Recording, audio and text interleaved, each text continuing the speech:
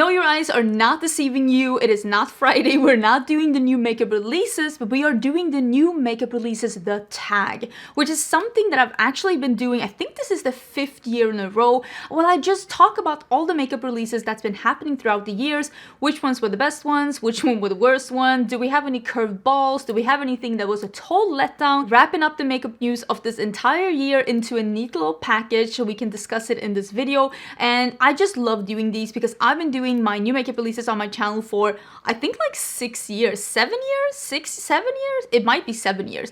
A really long time. I mean, we're almost up to 300 episodes at this point, and I just have a lot of thoughts, so let's jump in.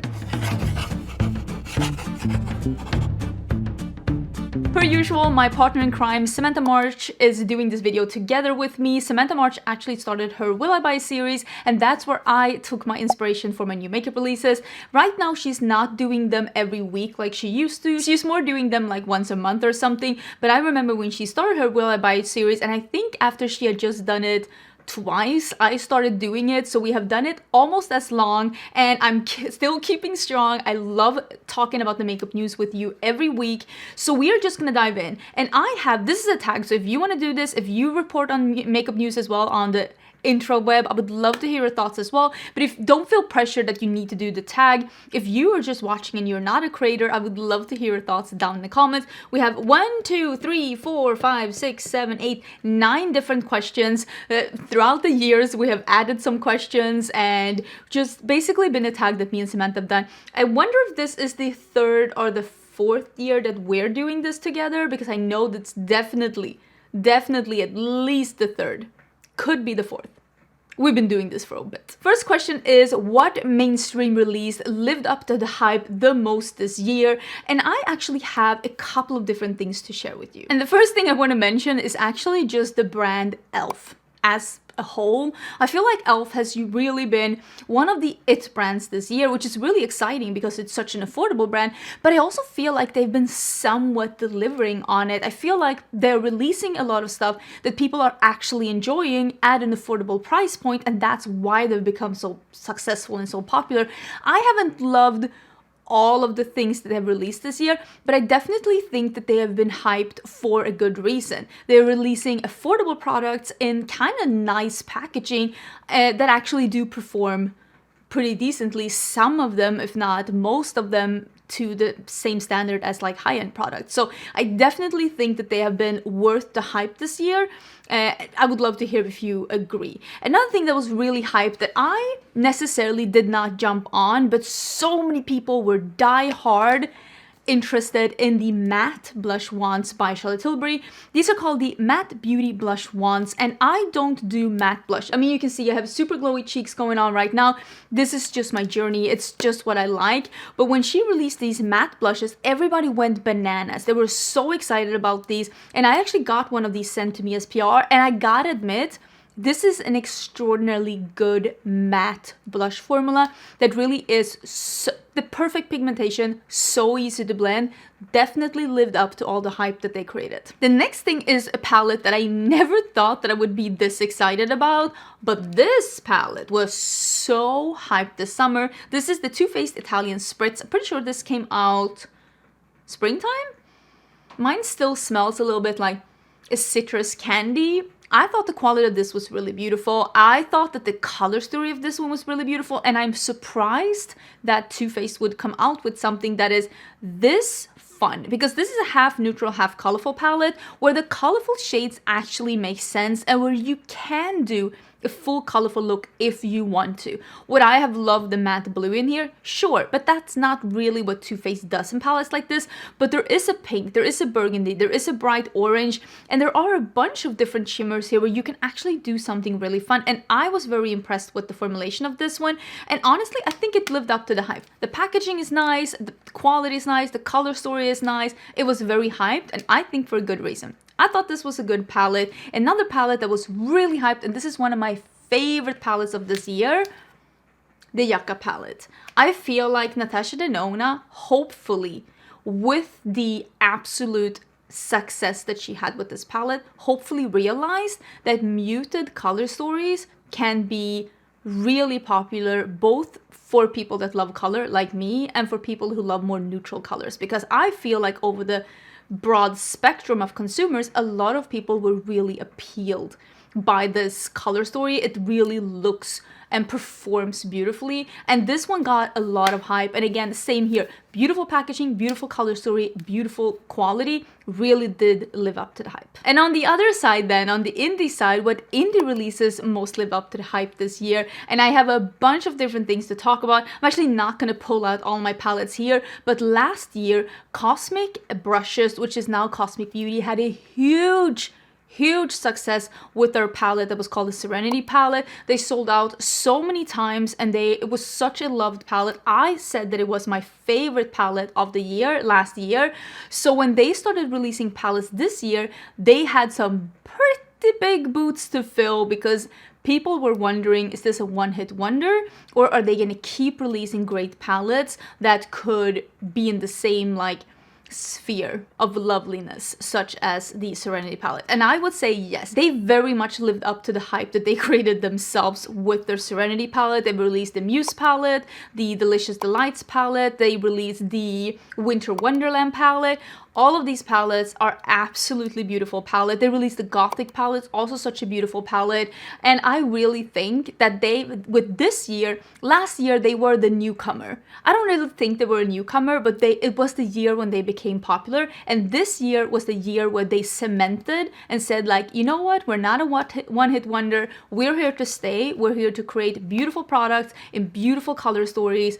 And I really feel like it's one of my favorite brands now. Another brand that was really hyped for a couple of years now, and that I still feel release really good products. I might be a little biased because it is Oden's Eye, and of course we released some products this year, but I really feel like they're just continuously releasing really good products that I really like. They release products with my style in mind, stuff that I really enjoy in qualities and just textures that I really like. So for me, they're still definitely living up to the hype, and I hope that they never become a brand of duds. I really hope that they're gonna keep this stride going. I also would like to mention Bella Beauté bar, because I really feel like last year with their Halloween palette, Strange and Unusual, I think it was called. I feel like people for the first time, not for the first time, but a lot of people saw the brand for the first time, and maybe saw the brand in a new light for the first time. And then they actually did a reformulation of their mattes for this year, and they just gone from good to great. And I feel like this has been the year for Bella Beauté bar.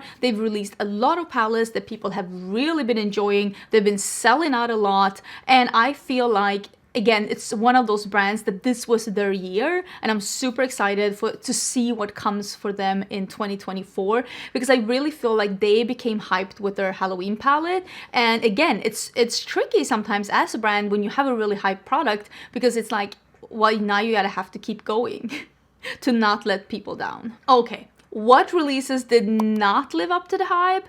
I want to say the Xenon palette.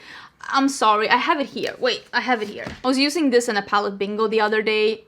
I have seen whispers in the corridors about this palette, about the trademark, about the packaging, sneak peeked, leaked so far in advance, and I didn't talk about it on my channel, but it's been a well-known fact behind the scenes that Natasha Denona was releasing a Xenon palette. Like, everybody knew. Everybody knew, it was not a secret whatsoever. So when she did, I feel like this was a little bit of a letdown, because for a lot of people, it's just very blah. It's very one-dimensional, and I just feel like there's something missing in this one.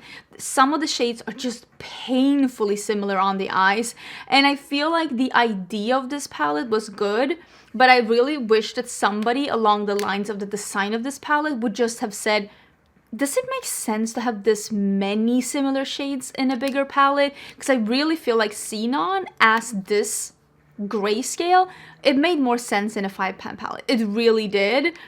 There's so many things they could have done with this palette, and me personally, I wish they had, but I don't think they did. Another release that did not live up to the hype is the Merit single eyeshadows. These were so hyped, and Merit sent out these single eyeshadows to every influencer that wanted them. I'm telling you, they sent them to me, and I sometimes I feel bad when I get things in PR and I'm like, this sucks. But honestly, I really hated those Merit eyeshadows, and I feel like it took a couple of people saying these aren't that good for other people to be like, yeah, maybe they're not the best thing since sliced bread. It is a cream eyeshadow that is sheer. A matte sheer cream eyeshadow that for a lot of people crease. I'm sorry, but you can get a sheer, patchy, creasy eyeshadow for much less money than they're charging for their eyeshadows. People are saying they're effortless. On me, they're just patchy and creasy. So for me, they did not live up to the hype, but they were very hyped. Some people were literally doing dedicated TikToks about how amazing they were. And I'm sure that they're not lying. I'm sure that for them, this shadow is doing exactly what it needed to do for them. I just really did not think that this deserved as much hype as it got. I don't want to be mean because I love Colourpop, but I kind of feel like most collabs that Colourpop has done this year hasn't really gotten the hype that they normally do. They've done collab with Alice in Wonderland, with Snow White, with Korra, Legends of Korra. That I really did like though. The quality of that was really good, but I feel like a lot of the the Haunted Mansion, I thought the quality of that one was really good too, but a lot of the collabs have had a somewhat haphazardly color stories. The quality has not been the absolute best of some of these collabs, if we're gonna be totally honest. And Naruto, they had Naruto as well. Just I don't know. This has not been the year of Colourpop. They've also released a lot less this year, so maybe this is the year where they're like they're figuring stuff out. That it's the year of figuring things out, and I don't think that's anything bad with that. They've actually released and re-released a lot of permanent collections and permanent products this year, which I think is a really good idea. But I'm super excited to see what 2024 has for Colourpop, because I'm not saying they've been a flop this year. They definitely have not been. But I would definitely say that the crown of internet makeup brand definitely has been slipping a little bit from the Colourpop head. Okay, this is one of my favorite questions in this tag, and that is, what is the biggest curveball of this whole year? I have a couple. Okay, first of all, Morphe, Forma brands filing for Chapter 11 bankruptcy. That was not on my bingo card, and I feel like that set the tone for this entire year. I actually have a full video where I'm discussing this. There's a million videos out there and I still stand by why I thought this happened in my video. I still think that it's for the reasons that I said, and it's basically that when you took away all the influencers that were selling their product, what was left was just a mediocre makeup brand with boring packaging. Because honestly, Morphe products are meh. Morphe brushes, I'm sorry, they're meh.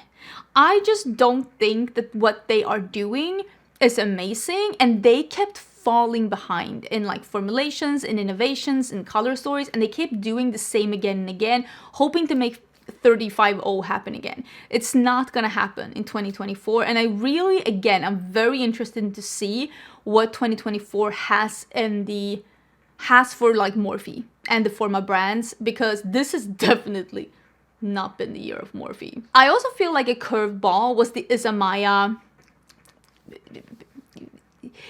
male genitalia lipsticks. I'm not gonna be able to put up a picture, or maybe I'll find a picture where they don't look as genitalia as they actually are, but that was also not on my bingo card. And part of me is like, yeah, you go girl, rebel, put out something very like I don't know, attention grabbing. But the second part of me is like, absolutely not. I'm not pulling that out of my bag when I'm like at what, HEB, when I'm at the movies, when I'm having like a beer at a bar. No, absolutely no, we're not doing that. So that was a no for me, but it was definitely something unexpected from a expensive, more high-end brand like Isamaya. I feel like this is something you see at like Etsy brands. You buy them for like a bachelorette party and you all giggle while having shots. I also would like to mention the amount of different horror collabs that Glamlight has done. I think a lot of us were a little bit surprised when we saw the Glamlight and Chucky collab that came out for Valentine's Day. It was a Valentine's collab, but I think a lot of us felt like it was, you know, the horrors, and maybe it's a little bit more fitting for Halloween. And then they did 3 more Halloween collections with different horror movies. And I'm guessing, and this is not even a... Is this a stab in the dark? I feel like this is more a stab in broad daylight, but I'm pretty sure that they're doing more horror collabs for next year, because I was invited to the launch party for these Halloween collections, and they had 2 characters from horror movies, the clown from It and Michael Myers. Look at me, knowing horror movies that I haven't watched them, but I know the characters. Okay, don't come for me. Maybe I googled it. They were at the party as hired actors. So I'm guessing that's what's coming for next year. I mean, they're not being very subtle about the hints. Now, nothing surprises me anymore, but seeing that happen was a little bit surprising. That's a little bit surprising, right? What was the biggest snooze fest / letdown of this year? Things that were just boring, or things that you thought you were gonna like that really just ended up being bleh, like a little meh. And I have a couple of things that I would like to mention. First of all, I would like to mention the new formulation of Nomad Cosmetics in the Electrip palette.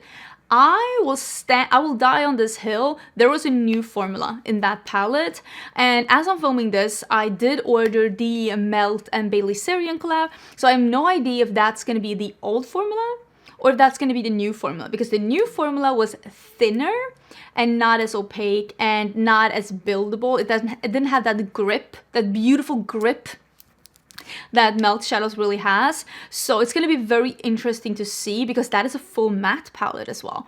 Is it going to be that beautiful, wonderful matte formula, or is it just going to be a mwop, mwop, mwop? So I would say that that was one of the biggest letdowns, that the beautiful Melt matte formula that I know and love was nowhere to be found in that palette. Another thing, I have nothing against collabs. I actually think collabs are super fun, and I sometimes feel like it's a fun way of being a little bit creative outside of the normal boundaries of your makeup brand. But the Charlotte Tilbury and Disney collab, what was that? What was that? It was literally the exact same product as he has, but it came with a little Tinkerbell on it. Wow. Riveting. And they even had to change the names, because it apparently could not be Pink Gasm and Peach Gasm, so instead it was just Pink. Family friendly. I don't know, it's just so boring. The only new thing was like a makeup bag. I think it was just absolutely so boring. I wonder how much she paid Disney to put that little Tinkerbell on her packaging. I also feel like this was truly the year where people were over Pat McGrath and her pinks and golds.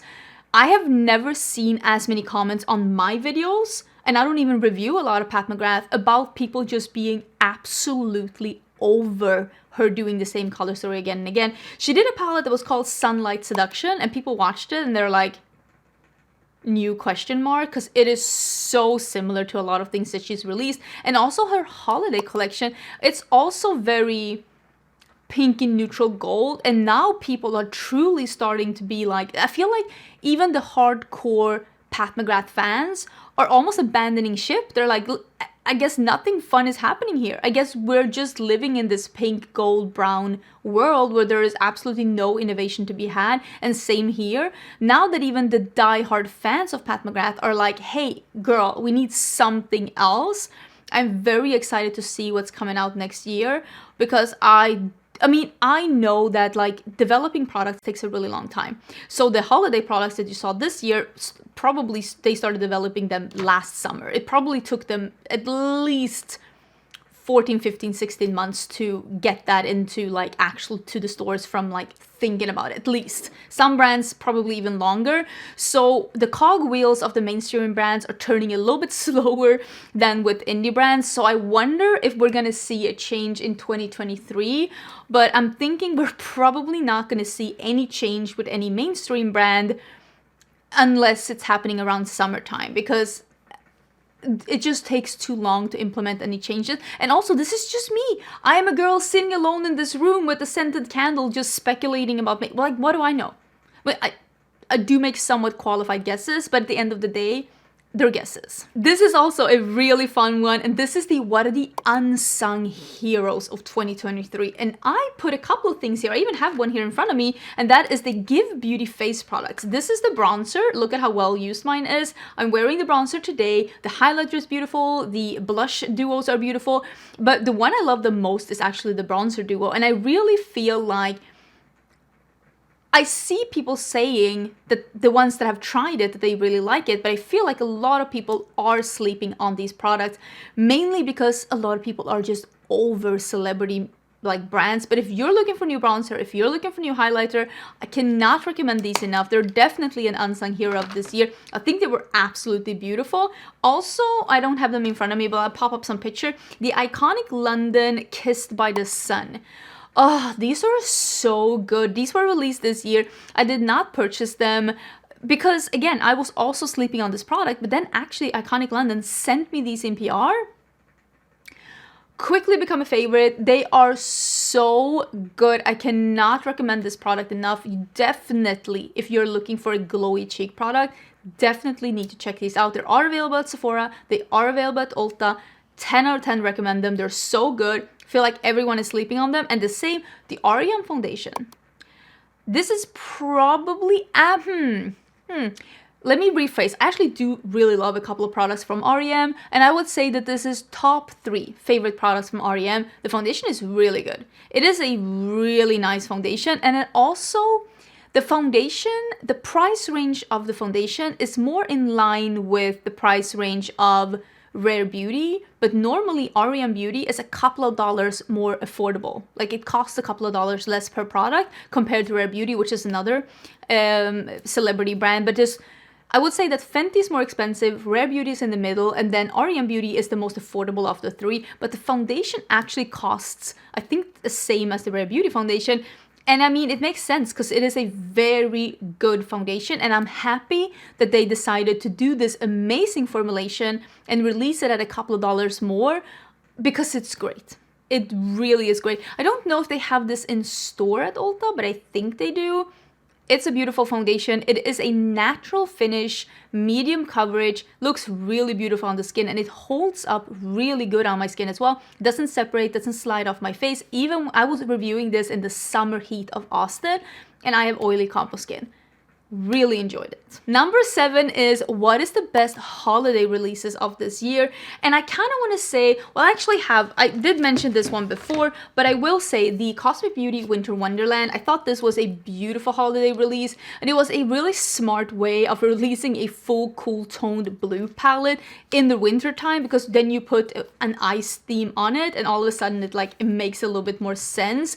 I also want to mention the re-release of the Oden's Eye holiday palette. They came out last year and they sold out pretty quickly, and then they had a restock or like a pre-sale that they had up for, people say that they sold out in 24 hours. That's not true. I just want you to know that when people say that, it's not true. So the first restock of the palette sold out in a couple of days. And then the pre-order came up, and I'm fairly sure that that was up for a couple of days as well. And then it sold out and they were not able to restock again. And I'm very grateful actually that they decided to restock them again this year, because I know so many people wanted to get them, and they did sell out this year again. They did also launch with some newer palettes this year, and I really enjoy them, and I'm happy to see them explore some lighter color stories as well, because there are people out there that actually like lighter colors, and I like mixing in lighter colors. I actually feel like these last 2 years have been me truly discovering how great light eyeshadows are as a contrast with darker eyeshadows. And I've really been that person that's been like, oh, I want some contrast in this palette. I wish there was a pastel. I wish there was a white. So I really, really like the new palettes from Oden's Eye as well. I think they're really beautiful, and I like the color stories a lot. And I also wanted to say that I really think it's a smart idea for Colourpop that did a re-release of the Rudolph the Red-Nosed Reindeer collab that they did, I think 2 years ago. They re-released it again, and I think that was really smart as well, because a bunch of people really wanted it. I think it was available at Target as well. So maybe this year has been, the Christmas collections have been about re-releasing stuff. I don't feel like a lot of brand has done like Christmas themed palettes this year.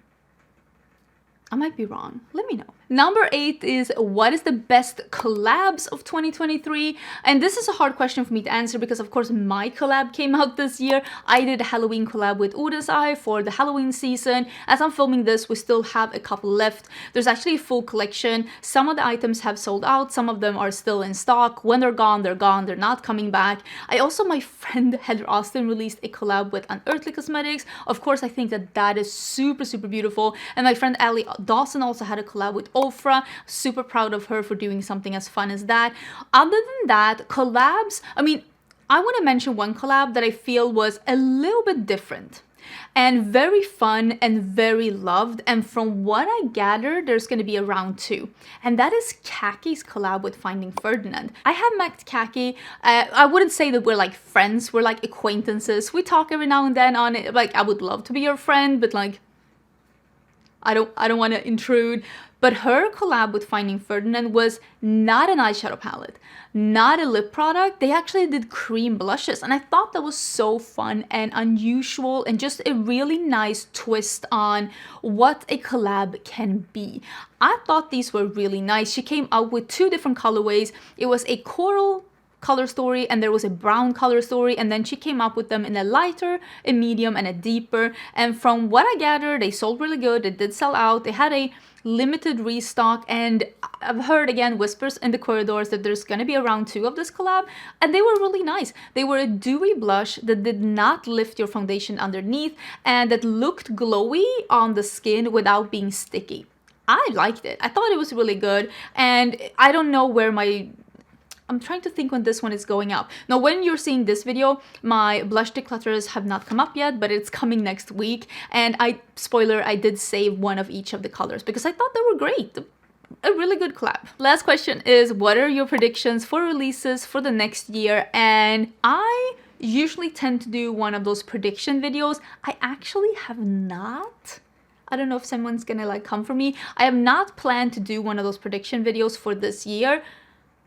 Don't come for me, okay? I don't know if I have time. I am in the middle of so many things it's literally, I don't want to say the perfect storm around me, but I am in the eye of the storm right now, and I'm just trying to like grasp onto anything to not just, I don't know, just swivel away into like eternity and beyond. So I have not planned to do a video like that, but I wanted to mention, I actually put that down. I have my notes here. Some of the things that I noticed that were really big trends of this year and what that could mean for next year. So one of the things that have been really popular are perfumes. I feel like we've been in a couple of years of skincare being the it thing. We had a couple of years of makeup being the it thing. I would say like 2015, 16, 17, 18, and then 20, 21, 22. I feel like skincare was absolutely that girl, the it girl. And now I feel like perfume. We have so many different fragrances launching every week. Some brands that usually launch fragrances once a year are now launching for sometimes multiple times per season. And I don't know if I love it or hate it, but it's also like fragrances are so big right now. I love fragrances, but it makes me think that next year we're probably going to see even more fragrances. And I think we're going to see more celebrity fragrances, even more celebrity fragrances. That's what I'm guessing for next year, because celebrities usually go where the money is, and I think right now that is fragrances. I also wanted to say that this year was probably the year with the most Halloween themed makeup things that I've ever seen, and I'm wondering, was this the peak? Was this peak Halloween, or is it going to be as much or even more next year? Because like I just mentioned, there wasn't really that many Christmas themed things, but I also think that there's more people out there that love Halloween all year around than people that love Christmas all year around. So I wonder what that could mean for like the releases cycle of next year. I also saw quite a lot of releases, palettes happening from indie brands this year that was not themed around either winter or Christmas or the holidays or any kind of like Halloween or anything like that, but being released in the Halloween season, like mainstream brands do. Natasha Denona released Xenon, Huda Beauty released the Grunge palette, and I feel like indie brands are now also releasing palettes that are not necessarily themed to a holiday in holiday season. So I'm very intrigued to see what that could mean for next year. And I'm predicting we're going to see even more palettes not tied to a holiday released in holiday times. And I also wanted to say that 3 of the themes that have been really, really big this year is cool tones, pH adjusting things in blushes, in lipsticks, you name it, and also plumping things. And I think the plumping thing is going to keep going. I think we're going to see that next year as well. I think that brands have just started with that. I mean, drugstore brands just recently, the past month, started releasing plumping things. So we're going to see that coming in the next year as well. I think the pH adjusting is going to disappear. And I also think that cool tones, I think they're going to be here, but I think the cool tone pink blushes are probably going out. And I have seen some trends that have been more into like terracotta and the pumpkin spice blush. So maybe we're moving into warmer cheeks again. I don't know. It's going to be very interesting. But one of the things that I predict, one of the things I think I predicted it for last year was that the glitter flip lips were going to come back, because people love doing things for TikTok to make a cool 15-second video that can really make people watch it again and again. And I feel like the Ciate glitter flips really was that product. And I'm surprised that we haven't seen them come back yet, but I did see that luxury brand Dior did bring out a similar product to the glitter flip, and it went pretty viral on TikTok. So I'm guessing we're gonna see even more of those glitter lipsticks that when you put it on, you let it dry, and then you do this and the glitter comes out. Watch this space. You're gonna see more of that, I'm predicting, in next year. At least that's what I'm thinking. And I also think that as a bigger trend, I'm predicting that the no makeup clean girl aesthetic is slowly over the next couple of years, not necessarily next year, but the next couple of years, we're gonna move back into more makeup. Pendulum swings in all the directions, and I think we're swinging back into more makeup because I think that people are now ready for more makeup again. Maybe this is just me saying wishful thinking because of like what I'm wearing, but this is what I'm thinking. Anyways, let me know what you think about this video. Let me know what you think about the questions. I love filming this. Do not forget to check out Samantha down below. I will link everything down below. I hope you're having an amazing day, and I will see you again tomorrow. I think for declutter. Bye!